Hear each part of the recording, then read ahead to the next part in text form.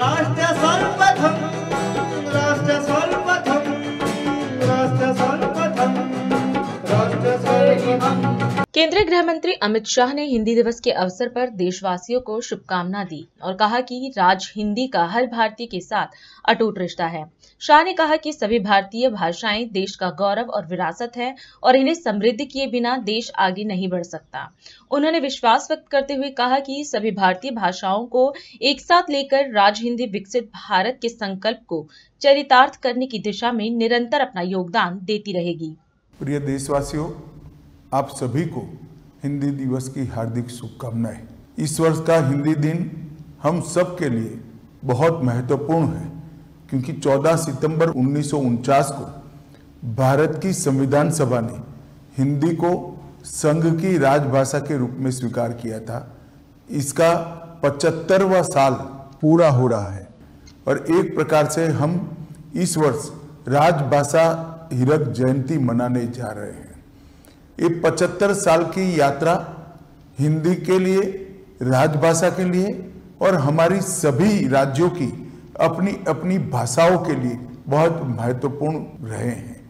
हिंदी ने कई उतार चढ़ाव देखे हैं, परंतु आज मैं इस मकाम पर खड़े रहकर निश्चित रूप से कह सकता हूं कि हिंदी और किसी स्थानीय भाषा के बीच में कोई स्पर्धा नहीं है।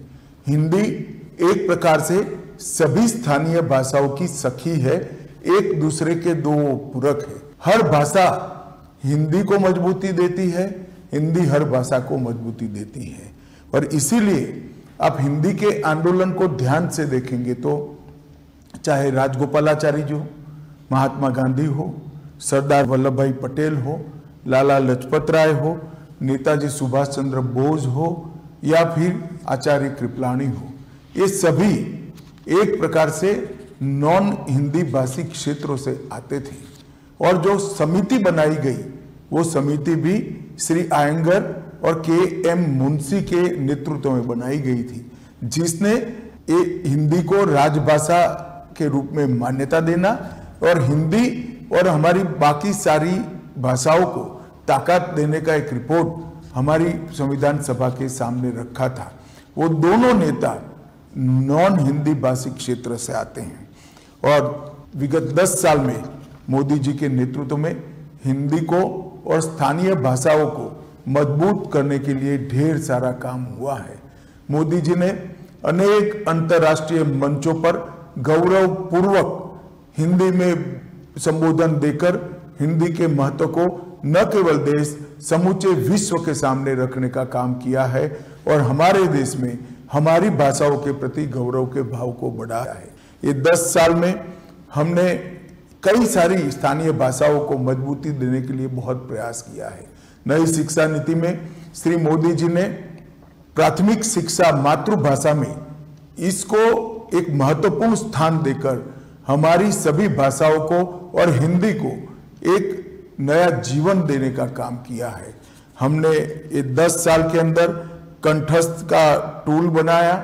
हमने इस 10 साल के अंदर 4 रिपोर्ट सबमिट किए और हिंदी को सरकारी कामकाज में प्रमुखता से प्रस्तावित करने का काम हमने किया है।